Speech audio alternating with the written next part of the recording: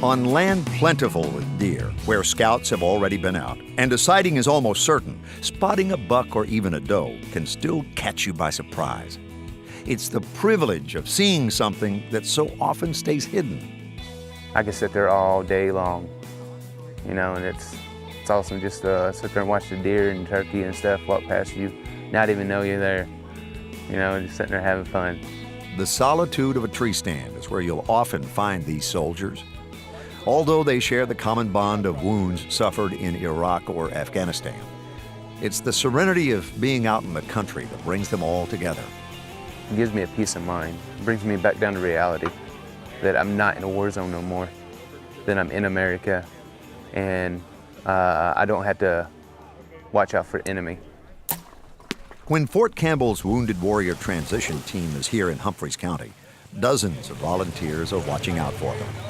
It's a 3-day event where they can escape the realities of doctor's appointments and therapy sessions while settling back and relaxing in a traditional Tennessee deer camp.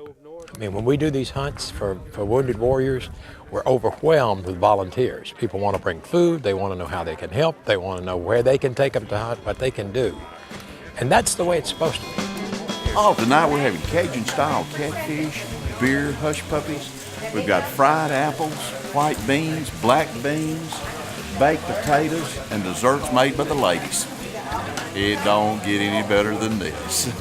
It helps us just as much as it helps them. You know, you take a lot for granted until you talk to some of these people, and you don't really realize how blessed we are that there are people such as these men and women that have done everything for us. But don't start feeling sorry for these soldiers. That's not what they want. They just want to be appreciated for their contribution and a chance to celebrate that they are still quite capable. Well, you give an Army sniper a rifle, you better be ready, because they're pretty good at what they do. Just brown us down, man. That's the way they roll around here. I gave her 40 minutes to go away.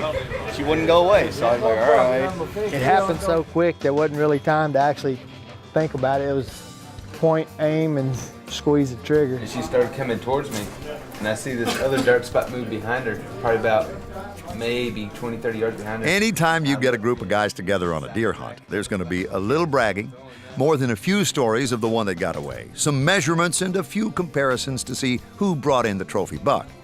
But it's just as important for some of these soldiers to leave here knowing, despite their injuries, they can still provide for their families. I'm not just a trophy hunter. You know, I hunt for the meat too. I'll shoot a doe in a heartbeat, don't get me wrong.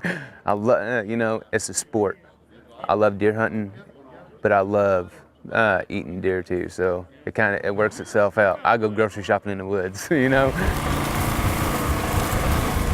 It is here in the woods where these men and women can let go of all that haunts them, take a few pot shots at each other, and bask in the healing power of laughter. We're all messed up. We are all seriously messed up. But you know what? When we get together, we're just normal people having fun, you know, and just the injury just gives us something to, you know, we'd be making fun of each other regardless, injury or not. So, you know, this just adds a little bit more to it and just keeps us on our toes, keeps our spirits light, and it keeps us going. A lot of our training is, especially as an infantryman, they train us to adapt and overcome obstacles. So that's what you do when you first hit boots on ground. And that's what these soldiers say they're doing now, adapting and overcoming all that has come against them. So no matter what your opinion is on the sport of deer hunting, as Americans, we have to appreciate what it means to them. It's a lifesaver to me. If it weren't for deer hunting, there ain't no telling where I'd be right now. It's something I enjoyed before I got hurt, and it's still something I can enjoy now. I don't want to have the Wounded Warrior hunts forever because I hope we don't have a need to, but as long as we have the need to, we're going to have it.